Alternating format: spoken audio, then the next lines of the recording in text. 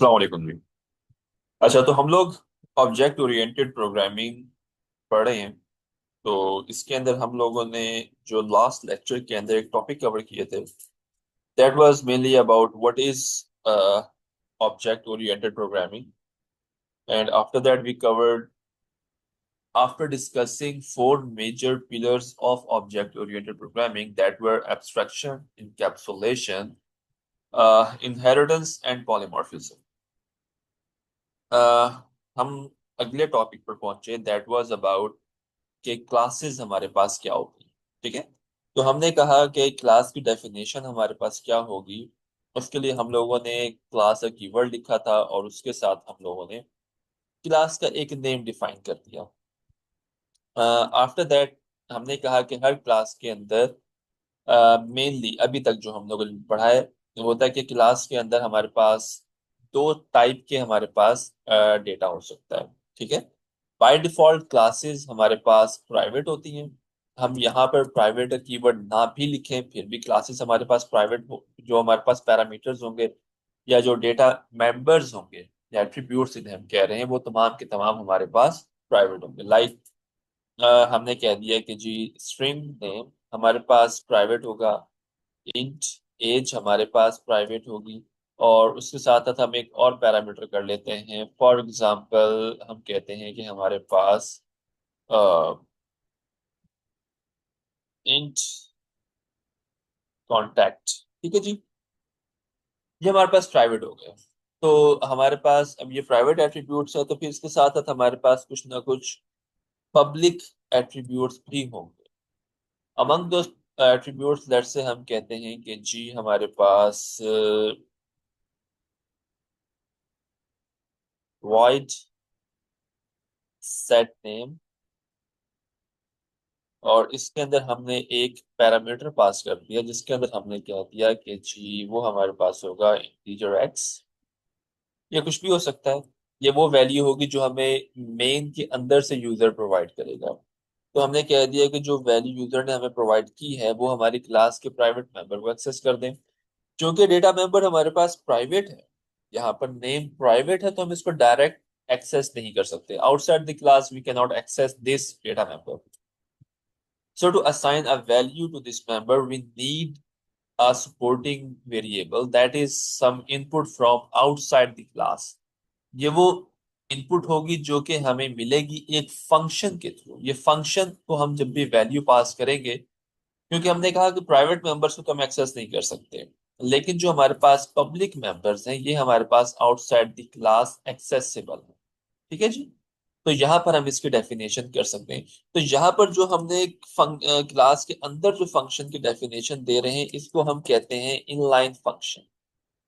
ठीक है। हम लोगों ने इसकी एक और वेरिएशन भी हम लोगों ने लास्ट लेक्चर में डिस्कस की थी, हम उसको भी देख लेते हैं। यहाँ पर हमने कहा कि जी इंट, या फिर हम चूंकि स्ट्रिंग हमारे पास टाइप है तो हमने कहा कि स्ट्रिंग गेट नेम का हमारे पास एक फंक्शन आ गया, इसके अंदर हमारे पास कुछ भी वैल्यू नहीं आएगी। यहाँ पर हमने कह दिया रिटर्न कर दो नेम। तो इसकी डेफिनेशन को अगर हम थोड़ा सा हम चेंज कर देते हैं, इसको हम अपना नॉर्मल फंक्शन बना लेते हैं, तो उसके लिए हमने यहाँ पर लिखा था सेमीकोलन, और उसके बाद हमने क्लास के बाहर जाके हमने इसकी डेफिनेशन दी। तो सबसे पहले हमने कहा था कि हम लिखेंगे फंक्शन की रिटर्न टाइप, फिर उसके बाद हमारे पास क्लास कौन सी से बिलोंग करता है, फिर स्कोप रेजोल्यूशन ऑपरेटर आएगा, और फिर यहाँ पर हम जो भी हमारे पास फंक्शन है हम उस फंक्शन को यहाँ पे कॉल कर सकते हैं। तो क्योंकि फंक्शन हम गेट नेम लिख रहे हैं तो यहाँ पे गेट नेम आ जाएगा, और उसके साथ ही यहाँ पर हम लिख देंगे रिटर्न। क्या हमने रिटर्न करना है, रिटर्न करते जी नहीं। तो हमारे पास ये दोनों तरीके, ये हमारे पास इनलाइन डेफिनेशन है और ये हमारे पास नॉर्मल फंक्शन डेफिनेशन हो गई है। ठीक है जी। तो अभी के लिए हम इसको नॉर्मल ही लेके चल रहे हैं, तो मैं इस तमाम सेक्शन को for the time being comment कर रहा हूँ ताकि हमारा पूरा जो कोड है वो उसके अंदर जो सिमिलैरिटी है वो सेम रहे। तो हमने यहाँ पर इधर कर दिया रिटर्न। तो ये हमारे पास अब क्लास के अंदर जितने भी प्राइवेट मेंबर्स होंगे उन तमाम के लिए हमारे पास ये सेटर्स और गेटर्स फंक्शंस यहाँ पर बनेंगे हमारे पास। ठीक है जी। अगर आप लोगों को याद हो लास्ट लेक्चर के अंदर, प्रीवियस क्लास में हम लोगों ने डिस्कस किया था कि जो हमारे पास सेटर्स और गेटर्स हैं, इसका हमारे पास एक और नेम भी है। इसको हम कहते हैं एक्सेसर्स और म्यूटेटर्स। ठीक है। तो ये हमारे पास एक्सेसर्स आ गए, सेटर्स एक्स जिसको हम कह रहे हैं, और जो गेट है ये हमारे पास म्यूटेटर्स है। इसके लिए हम प्राइवेट वैल्यूज जो भी हैं वो हम उसकी वैल्यूज को प्रोवाइड गेट कर सकते हैं। Otherwise, अच्छा जी। तो ये हमारे पास नेम के लिए हो गए। अब हम इसी को जरा से कॉपी कर लेते हैं, और इसी के अंदर हम बाकिया जो हमारे पास वेरिएबल्स हैं उनके लिए भी हम उसको थोड़ा सा अपडेट कर लेते हैं। तो यहाँ पर हमारे पास वॉइड में अब सेट नेम के बजाय हम कर लेते हैं, यहाँ पर हम करते हैं सेट एज।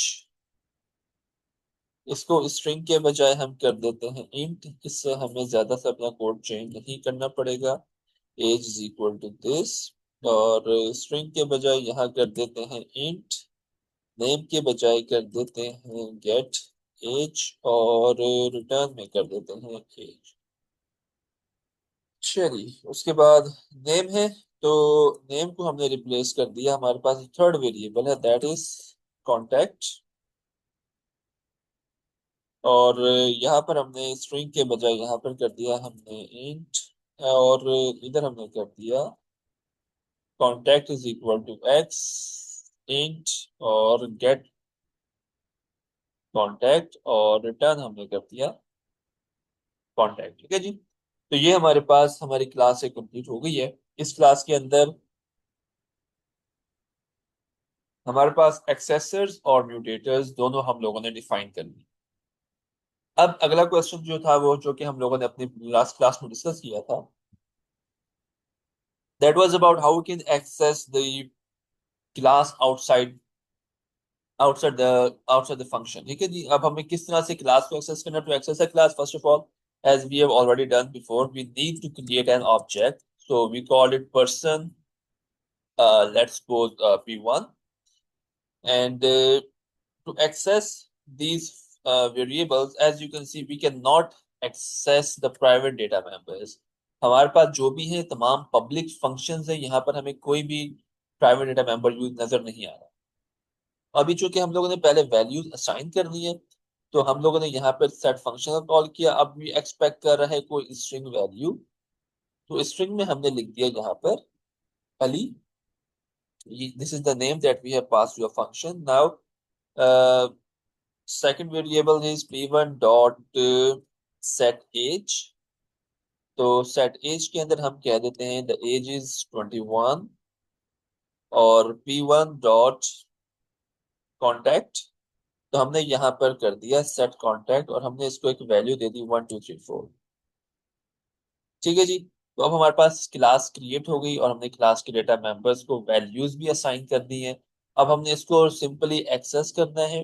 तो एक्सेस करने के लिए हम यहाँ पे डायरेक्ट एक मैसेज डिस्प्ले करवा लेते हैं, सी आउट माई नेम इज, और इसके बाद फिर हम यहाँ पर फंक्शन कॉल कर लेते हैं p1 डॉट। अब हमें नेम को गेट करना है, तो गेट का फंक्शन हमें सिंपली नेम रिटर्न करके दे देगा। उसके बाद हमने कहा कि एक न्यू लाइन ऐड कर लेते हैं। इस न्यू लाइन के अंदर हम यहाँ पे लिख देते हैं जी माई एज इज, और फिर यहाँ पर हम दोबारा से कॉल करेंगे p1 डॉट गेट एज। इसके बाद फिर हमने यहाँ पर एक न्यू लाइन ऐड कर लेते हैं, और फिर हम यहाँ पे लिख देते हैं माई कॉन्टेक्ट इज, और यहाँ पर हम लोग कॉल कर लेंगे p1 डॉट गेट कॉन्टेक्ट। ठीक है जी। और इधर हम कर लेते हैं एंड एल। तो अब अगर हम इस फंक्शन को एक बार, या जो हमने क्लास बनाई है पर्सन क्लास, अगर हम इसको एक बार एग्जीक्यूट कर लेते हैं, तो हम यहाँ पर इसका एक नेम सेट कर देते हैं। अभी आपकी स्क्रीन पर विजिबल नहीं है, मेरी स्क्रीन पर सेव है, तो इसमें मैं फाइल नेम टाइप कर रहा हूँ। That is person class. मैंने इसका नेम रख के इसको सेव कर लिया। तो अब अगर मैं आपके साथ अपनी स्क्रीन शेयर करूं कंसोल की, तो यहाँ पर आप देख सकते हैं कि अब मेरे पास पर्सन का नेम आ गया। My name is Ali, my age is 21 and my contact is 1234। तो अब बेसिकली इसमें हुआ क्या है, हमने जस्ट एक सिंपली अपनी क्लास क्रिएट की। उस क्लास के अंदर पब्लिक एंड प्राइवेट फंक्शंस को हमने डिफाइन कर लिया। पब्लिक पैरामीटर्स को हमने अलग कर लिया जो भी हमारे पास डेटा मेंबर्स थे, और प्राइवेट जो पब्लिक फंक्शंस थे उनको अलग कर लिया है, और प्राइवेट को हम लोगों ने अलग कर लिया। तो एक्सेस स्पेसिफायर्स हमारे पास सेपरेट हो गए, पब्लिक एंड प्राइवेट। अब ये प्रोटेक्टेड को नहीं देख रहे। प्रोटेक्टेड जब हम डिस्कशन में, जब हमारा टॉपिक स्टार्ट होगा उसके ऊपर, फिर हम वहां पे शिफ्ट होंगे। अब इसके अंदर अगला टॉपिक हमारे पास जो है that is about what is हमारा, अगर what if we want to assign a default values to our class. तो अगर हम लोगों ने कोई डिफॉल्ट वैल्यू असाइन करनी है तो उसके लिए जो हमारा यूज होगा that is called a constructor. So what is a constructor? A constructor is basically कि जब भी हम अपने ऑब्जेक्ट को एक ऑटोमेटिकली वैल्यू असाइन करना चाहते हैं, ठीक है, तो member, it's a member function that is automatically called when an object is created, and this is called our constructor. तो कंस्ट्रक्टर का अब नाम क्या होना चाहिए? कंस्ट्रक्टर का नेम हमेशा वही होगा जो हमारे पास क्लास का नेम होगा। So constructor name will always class name, you can not change it. ठीक है, तो अब हमारे पास यहाँ पर कंस्ट्रक्टर क्या होगा? तो हमारे पास क्लास पर्सन थी, so we have a person constructor. अच्छा, अब पर्सन जो भी आपका कंस्ट्रक्टर होगा, आपके कंस्ट्रक्टर की कोई भी रिटर्न टाइप नहीं हो। ठीक है जी। तो हर फंक्शन की कोई ना कोई रिटर्न टाइप होती है, हमने डिस्कस किया था, लेकिन वॉइड की नहीं होती। बट कंस्ट्रक्टर की भी कोई रिटर्न टाइप नहीं है, तो हम इसको यहाँ पर एज इट इज क्लोज कर सकते हैं। तो ये हमारे पास एक डिफॉल्ट कंस्ट्रक्टर है। तो जब भी हमारे पास ऑब्जेक्ट क्रिएट होगा, उसको एक डिफॉल्ट वैल्यू क्रिएट हो जाएगी, और that is, in this case it's nothing, we are assigning nothing. तो नेम, एज एंड कॉन्टैक्ट, तमाम वैल्यूज हमारे पास एम्प्टी है यहाँ पे। बट लेट्स सपोज हम ये कहते हैं कि नहीं, हमने एक क्लास बन, हमने जब भी कंस्ट्रक्टर हमारा बने, उस कंस्ट्रक्टर के अंदर कुछ ना कुछ डिफॉल्ट वैल्यूज असाइन होनी चाहिए। ठीक है, लेट्स सपोज हम कहते हैं कि जी हमने एक अकाउंट ओपन करना है, तो whenever we want to open a create an account, the default value must be 500 rupees. तो 500 रुपए से आपका कोई अकाउंट ओपन हो जाएगा। So in that case will give a default value to our constructors. ठीक है जी। इसमें अब डिफॉल्ट वैल्यू असाइन करने के मल्टीपल वेज भी हो सकते हैं। आप अपनी बुक को स्टडी करेंगे तो बुक के अंदर आपको कम से कम दो तरीके आपको लाजमी इसमें मिल जाएंगे जिसके थ्रू आप कंस्ट्रक्टर्स को वैल्यूज असाइन कर सकते हैं। तो एक तो ये है कि आप यहाँ पर सिंपल लिख दें बाय डिफॉल्ट उसका जो नेम होगा दैट विल बी समथिंग, कुछ भी वैल्यू कर दें। फॉर एग्जांपल डिफॉल्ट नेम उसका यासिर होगा। उसकी जो एज है, तो जो डिफॉल्ट एज है वो आप यहाँ पे लिख दें कि जी एटलीस्ट 18 ईयर्स ऑफ एज होनी चाहिए किसी की भी एडमिशन के लिए, एनरोल होने के लिए। और जो उसका कांटेक्ट होगा वो बाय डिफॉल्ट उसकी कुछ वैल्यूज होंगी 1 2 3 4 करने। अब आप कह सकते हैं कि आपने कहा था कि चूंकि डेटा मेंबर्स हमारे प्राइवेट हैं तो हम उन्हें कंस्ट्रक्टर में किस तरह से यूज कर रहे हैं। डेटा मेंबर्स हमारे पास बेशक प्राइवेट है, लेकिन अभी चूंकि हम क्लास के अंदर ही हैं तो इस वजह से हम इसको यूज कर सकते हैं, लेकिन जब हम क्लास के बाहर चले जाएंगे फिर हम इसको डायरेक्ट एक्सेस नहीं कर सकते। तो अब ये आपका एक कंस्ट्रक्टर रेडी हो चुका। ठीक है जी। अब आप चाहें कि इसको हमने चेक भी करना है, तो चेक करने के लिए हमारे पास क्या वे होगा? तो हम यहाँ पर सिंपल अगर यही लाइन लें, इसको हम कॉपी कर लेते हैं और इसको सेटर से पहले कॉल कर लेते हैं। तो ये हमें बताएगा कि इस वक्त हमारे पास डिफॉल्ट कंस्ट्रक्टर के अंदर कौन सी वैल्यूज हमारे पास सेव हुई है। तो अगर हमने इसको चेक करना है तो अब इसके लिए मैं आपके साथ अपने कंसोल की स्क्रीन शेयर कर लेता हूँ। तो अब आप यहाँ पे कंसोल पे देख सकते हैं कि माय नेम इज डिफॉल्ट जो भी आपकी वैल्यूज सेट हुई हुई थी वो आई हुई हैं, और फिर ये वो वैल्यूज हैं जो कि आपने यूजर ने बाद में ये वैल्यूज असाइन की। ठीक है जी। तो कंस्ट्रक्टर का मतलब आपको समझ आ गया कि कंस्ट्रक्टर का मकसद क्या है, कि जब भी आप क्लास क्रिएट करेंगे तो वो उस क्लास को कुछ डिफॉल्ट वैल्यूज असाइन कर देगा। ये डिफॉल्ट वैल्यूज आप अ, कहीं भी किसी भी पर्पस के लिए आप इनको यूज कर सकते हैं। अब ये जो हमने कंस्ट्रक्टर बनाया है, इस कंस्ट्रक्टर का भी एक नेम है। ठीक है जी। इसे हम कहेंगे डिफॉल्ट कंस्ट्रक्टर।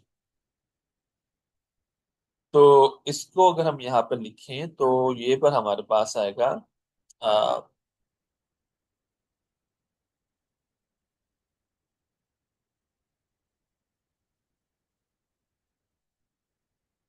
ये हमारे पास डिफॉल्ट कंस्ट्रक्टर है। अब क्या एक क्लास के अंदर एक से ज्यादा कंस्ट्रक्टर्स हो सकते हैं? जी बिल्कुल हो सकते हैं। एक क्लास के अंदर हम एक से ज्यादा कंस्ट्रक्टर्स भी बना सकते हैं, लेकिन डिफॉल्ट कंस्ट्रक्टर एक होगा। ठीक है। उसको हम जो अलग से कंस्ट्रक्टर बनाएंगे उसको हम यहाँ पर कहेंगे पैरामीट्रिक कंस्ट्रक्टर।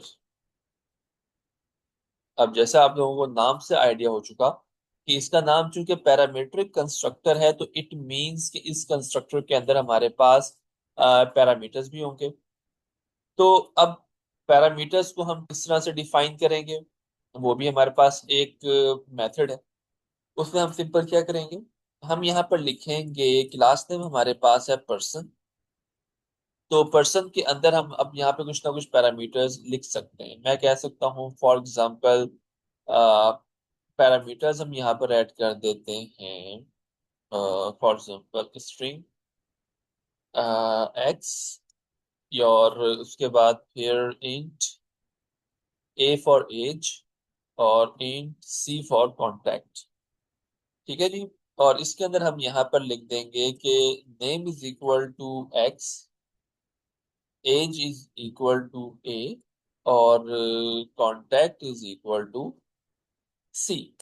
अब इसका काम क्या होगा, अब यूजर जब भी यूजर एक ऑब्जेक्ट क्रिएट करेगा, अब इस तरह से अगर ऑब्जेक्ट क्रिएट होगा तो एक डिफॉल्ट वैल्यू यहाँ पर प्रिंट हो जाएगी।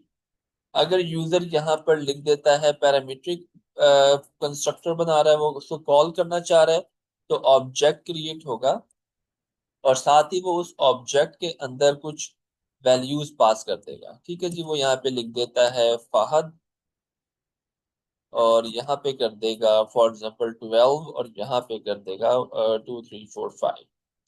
तो अगर वो इस तरह से लिखता है तो भी उसको कोई ना कोई वैल्यू असाइन हो जाएगी।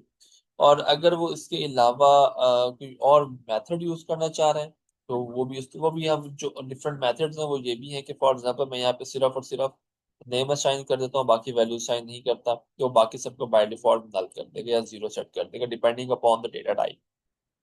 तो अब अगर हम इसी लाइन को यहाँ से कॉपी कर लेते हैं, और हम एक बार इस प्रोग्राम को फिर से एग्जीक्यूट करके देखते हैं अगर, तो यहाँ पर हम चेक कर सकते हैं कि हमारी आउटपुट क्या आएगी। इससे पहले हम यहाँ पर एक न्यू लाइन ऐड कर लेते हैं ताकि डिफ्रेंशिएट हम कर सकें। तो अब अगर हम इस प्रोग्राम को एग्जीक्यूट करें, तो अब अगर आपके साथ यहाँ पर इस कंसोल को शेयर करें हम, तो अब आप यहाँ पर आउटपुट इसकी देख सकते हैं। सबसे पहले तो उसने पैरामीटर डिफॉल्ट कंस्ट्रक्टर दिखाया गया है, my name is Yasir, age is 18, my contact is 1234। अब उसके बाद हमारे पास इधर जो वैल्यूज जो हो रही हैं, ये हमारे पास सेम वैल्यूज रिपीट हो रही हैं। इट मींस कि जो हम लोगों ने अभी पैरामीट्रिक कंस्ट्रक्टर कॉल किया था, हमारे पास जो पैरामीट्रिक कंस्ट्रक्टर है दैट इज नॉट वर्किंग, वो भी नहीं काम कर रहा। वो क्यों नहीं काम कर रहा, उसकी सिंपल सी वजह ये है कि अगर मैं फिर से आपको अपने कोड के ऊपर ले जाऊं, जो हमने एक छोटी सी गलती की है, वो गलती हमने सिर्फ ये की है कि अब ऑब्जेक्ट नेम था P2, हमने यहाँ पर कोड के अंदर उसको P1 ही लिखा हुआ है। तो इसको यहाँ से हम कर देते हैं फिर से P2। तो अब अगर हम अपने प्रोग्राम को एग्जीक्यूट करते हैं, और अब आपके साथ मैं न्यू कंसोल अगर शेयर कर दूं, तो अब आप यहाँ पे देख सकते हैं कि पहले नेम था यासिर, फिर उसके बाद नेम आ गया फहद, और फिर नेम आ गया अली का। अब आप लोग यहाँ पे मेरे से क्वेश्चन कर सकते हैं कि why we need to constructors, हमें दो कंस्ट्रक्टर्स बनाने की जरूरत ही क्यों है? तो उसकी वजह ये है कि आप इसको यूं एज्यूम कर लें, आपके बैंक के अंदर दो तरह के अकाउंट्स होंगे। एक आपके पास लेट्स सपोज करंट अकाउंट है, करंट अकाउंट का पैरामीटर्स क्राइटेरिया डिफरेंट है। एक आपके पास बिजनेस अकाउंट है, तो बिजनेस अकाउंट के लिए आपके पास क्राइटेरिया टोटली डिफरेंट है। तो जो बिजनेस अकाउंट वाला कंस्ट्रक्टर है, जो रूल्स हैं, जो पॉलिसीज हैं, वो आपके बिजनेस के ऊपर इम्प्लीमेंट नहीं होती। तो इसलिए हम एक से ज्यादा कंस्ट्रक्टर्स बना सकते हैं, जिसके अंदर हम as per hour own need हम इस चीज को देख सकते हैं। तो मैं यहाँ पे इसको मैं तो रिमूव कर देता हूँ, ताकि हमारे पास कोड ज्यादा सिंपल और प्रॉपरली विजिबल हो यहाँ पे। अच्छा जी, तो अब जब भी हम कंस्ट्रक्टर बनाते हैं, कंस्ट्रक्टर क्रिएट जब होता है, तो एक डिफॉल्ट मेमोरी के अंदर स्पेस क्रिएट हो जाती है। Depending upon the number of parameters हमारे पास कितने थे, उनके रिटर्न डेटा टाइप उनकी क्या थी, उतनी स्पेस उसने मेमोरी में एलोकेट कर दी। हर कंस्ट्रक्टर का एक डिस्ट्रक्टर भी होता है, ठीक है जी। तो कंस्ट्रक्टर का काम क्या है, वो मेमोरी कंस्ट्रक्ट कर देगा, और डिस्ट्रक्टर का काम क्या होगा कि उसने उस मेमोरी को जो कंस्ट्रक्टर ने ऑक्यूपाई की थी, क्रिएट की थी, उसको डिस्ट्रॉय करना होगा। तो बाय डिफॉल्ट हमें डिस्ट्रक्टर को कॉल करने की जरूरत नहीं है, हमारा कंपाइलर ऑटोमेटिकली डिस्ट्रक्टर कॉल कर लेता है। बट स्पेसिफिकली हम चाहें तो हम अपने डिस्ट्रक्टर को हम यहाँ पे डिफाइन करते हैं। तो डिस्ट्रक्टर को डिफाइन करने के लिए हम सबसे पहले तो टिल्ड सिंबल आएगा ये, ठीक है, और उसके बाद फिर हमारे पास क्लास का नेम आ जाएगा। तो ये जो क्लास नेम हमारे पास है इटसेल्फ, ये हमारे पास डिस्ट्रक्टर का काम करेगा। तो दैट्स इट, हमारा डिस्ट्रक्टर यहाँ पे कॉल हो गया। This is destructor. हमें डिस्ट्रक्टर को कॉल करने की जरूरत नहीं है, हमने डिस्ट्रक्टर यहाँ पे बना दिया। जब भी प्रोग्राम एंड होगा वो ऑटोमेटिकली देखेगा अच्छा डिस्ट्रक्टर आया हुआ यहाँ पर, जो हमने फंक्शन में डेफिनेशन दी हुई है। सॉरी, इसको यहाँ नहीं आना, इसको उठा के हमने डालना है अपनी क्लास के अंदर। तो इसको हम यहाँ पर रखेंगे। तो जैसे ही डिस्ट्रक्टर कॉल होगा, हमारी मेमोरी जो ऑक्यूपाई हुई हुई थी, वो तमाम की तमाम मेमोरी रिलीज कर दी जाएगी, और हमारा जो प्रोग्राम है वो यहाँ पर फ्री हो जाएगा। जो भी स्पेसेस थी वो तमाम की तमाम खत्म हो जाएंगी। तो ये हमारे पास एक सिंपल सा डिस्ट्रक्टर है। लेट्स सपोज अगर हमने ये कहा था कि जी हम लोगों ने डायनामिक मेमोरी एलोकेट की हुई थी, तो हम चाहें तो अपने डिस्ट्रक्टर के अंदर उसी तरीके से हम लिख सकते हैं, जिस तरह से हम अपने एक ऑब्जेक्ट को फ्री कर रहे होते हैं कंस्ट्रक्टर के अंदर। लेट्स सपोज हमने अगर पॉइंट, अगर अब यहाँ पे पॉइंटर्स नहीं है, बट लेट्स सपोज अगर हमारे पास पॉइंटर्स होते, तो हम उसको डायनामिकली हमने अगर रिमूव करना होता, तो हम यहाँ पे लिख देते हैं डिलीट। फॉर एग्जाम्पल अगर हमारे पास पीटीआर का नाम होता P1, तो हम यहाँ से डिलीट P1 लिख देते हैं, ठीक है जी। लेकिन चूंकि अभी हमारे पास ऐसा कुछ नहीं है, तो इसलिए हमने यहाँ पर इसको सिंपल ब्लैंक रहने दिया, और ये हमारा डिस्ट्रक्टर यहाँ पे कॉल हो गया। तो इस तरीके से आप अपने कंस्ट्रक्टर्स और डिस्ट्रक्टर्स को चेक कर सकते हैं। बल्कि मैं आपको कहूंगा कि आप छोटा सा टास्क करें, उसमें ये है कि आप लोगों ने एक कंस्ट्रक्टर बनाना है। कंस्ट्रक्टर के अंदर आपने ये तमाम जो डेटा भी हमने किया वैसे ही करना है। फिर आपने एक डिस्ट्रक्टर बनाना है, और डिस्ट्रक्टर के अंदर आपने सिंपली कुछ ना कुछ मैसेज प्रिंट करवा लें, सी आउट करवा लें। और जब आपने उस कंस्ट्रक्टर को डिलीट करना है, तो जो आपने ऑब्जेक्ट बनाया था, तो आप सीक्वेंस ऑफ एग्जीक्यूशन चेक करें कि जो आपके पास मैसेजेस शो हो रहे हैं वो किस तरीके से शो हो रहे हैं, किस ऑर्डर में आपके पास तमाम मैसेजेस शो हो रहे हैं। तो ये हमारे पास कंस्ट्रक्टर हो गया, एक हमारे पास पैरामीट्रिक कंस्ट्रक्टर हो गया, और हमारे पास डिस्ट्रक्टर भी हो गया। तो हम अपने पैरामीट्रिक कंस्ट्रक्टर को हम इसको कह सकते हैं कि ये हमारे पास कंस्ट्रक्टर ओवरलोडेड है, ठीक है जी। हम इसको कंस्ट्रक्टर ओवरलोडेड भी कह सकते हैं, क्योंकि इसमें हमारे पास एक से ज्यादा, एक या एक से ज्यादा पैरामीटर्स हो सकते हैं। ठीक है जी। तो इसको हम अपना ओवरलोडेड कंस्ट्रक्टर भी कहेंगे। उसके अलावा फिर हम अपने इसके अंदर हम चाहें तो हमारे पास प्राइवेट भी हो सकते हैं फंक्शंस। ठीक है जी। हम प्राइवेट फंक्शंस को हम डिस्कस थोड़ा सा बाद में करेंगे। अभी के लिए आज इतना ही है कि आप लोग समझ लें कि हमारे पास कंस्ट्रक्टर्स क्या होते हैं और हमारे पास डिस्ट्रक्टर्स क्या होते हैं, कंस्ट्रक्टर्स की कितनी टाइप्स होती हैं, हम कंस्ट्रक्टर्स को यूज क्यों करते हैं। आज के लेक्चर में ये जानना इम्पोर्टेंट था। इंशाल्लाह कल के लेक्चर के अंदर हम डिफरेंट टॉपिक्स जो हमने डिस्कस करने हैं वो ये है कि अगर हमारे पास सिंगल ऑब्जेक्ट के बजाय अरे ऑफ ऑब्जेक्ट्स आ जाते हैं तो उसको हम किस तरह से यूज कर सकते हैं। और उसके अलावा हम मजीद इसमें देखेंगे कि हम किस तरीके से अपने डिफरेंट अदर टॉपिक्स को हम फॉर एग्जांपल यूएमएल जो हम लोगों ने लास्ट लेक्चर में जो स्टार्टिंग के फर्स्ट 2-3 लेक्चर्स उसमें जो हमें डायग्राम्स हमने डिस्कस की थी, हम उसके अंदर किस तरह से कंस्ट्रक्टर्स को शो करते हैं। इंशाल्लाह ताला यहाँ तक आप लोगों को उम्मीद है कुछ समझ आ गई होगी कि हमारे पास क्लासेस क्या होती हैं, हमारे पास कंस्ट्रक्टर्स क्या होते हैं, हमारे पास एक्सेस स्पेसिफायर्स किस तरह से काम कर रहे होते हैं, पब्लिक और प्राइवेट किस तरह से हम यूज कर सकते हैं। अभी भी इसमें मजीद कोई क्वेश्चन हो आपका तो आप मेरे से पूछ सकते हैं। आप क्वेश्चन क्लासरूम में पेश पूछ सकते हैं, ग्रुप के अंदर पूछ सकते हैं। तो आज की क्लास के लिए इतना ही। इंशाल्लाह ताला अगली क्लास में हम फिर आप लोगों से मिलते हैं।